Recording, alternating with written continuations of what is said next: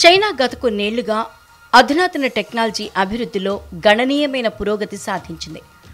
Star wars cinema స్ఫూర్తితో తాము అత్యంత ప్రమాదకరమైన ఆయుధాన్ని రూపొందించామని తాజాగా చైనా శాస్త్రవేత్తలు బాంబు పేల్చారు. చైనా దీనికి బీమ్ వెపన్ అనే పేరు పెట్టింది. స్టార్ వార్స్ చిత్రంలో 8 వేర్వేరు లేజర్ కిరణాల కలయికతో ఒక తీవ్రమైన కాంతి పుంజం ఏర్పడుతుంది. ఈ కాంతి పుంజాన్ని శత్రువు ఉపగ్రహాలపై దాడి చేసేందుకు వినియోగిస్తారు.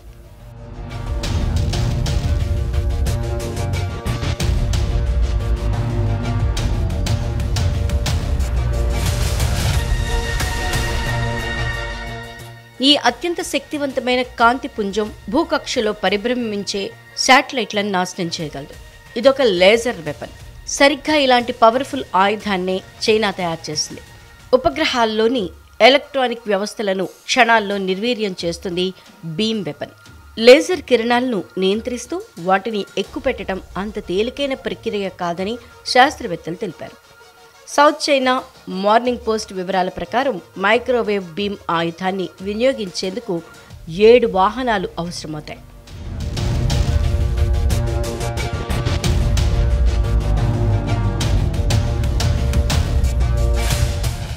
బీమ్ ఆయుధం భారీ పరిమాణంలో ఉంటూ అధిక స్థలాన్ని ఆక్రమించినప్పటికీ లక్ష్యాన్ని ఛేదించడంలో అత్యున్నత సామర్థ్యాన్ని చూపిస్తుంది. ఇప్పటివరకు ఈ స్థాయిలో లక్ష్యాన్ని ఛేదించగల ఆయుధం అందుబాటులో లేదని చైనా మోడర్న్ నావిగేషన్ జనరల్ పేర్కొంది. బీమ్ వెపన్ అధిక ఖచ్చితత్వాన్ని సాధించేందుకు దానికి మైక్రోవేవ్ ట్రాన్స్మిటింగ్ వాహనాల్ని కనెక్ట్ చేయడానికి ఆప్టికల్ ఫైబర్ను ఉపయోగిస్తున్నట్లు శాస్త్రవేత్తలు తెలిపారు. బీమ్ తరహా ఆయుధాల అభివృద్ధిలో అనేక సాంకేతిక ఆచరణాత్మక సవాళ్లు ఉన్నప్పటికీ చైనా ఈ తరహా ఆయుధాల తయారీలో పురోగతి సాధిస్తోంది. భవిష్యత్ యుద్ధాల సమయంలో ఈ తరహా సాంకేతికత కీలకంగా మారనుందని శాస్త్రవేత్తలు అంటున్నారు.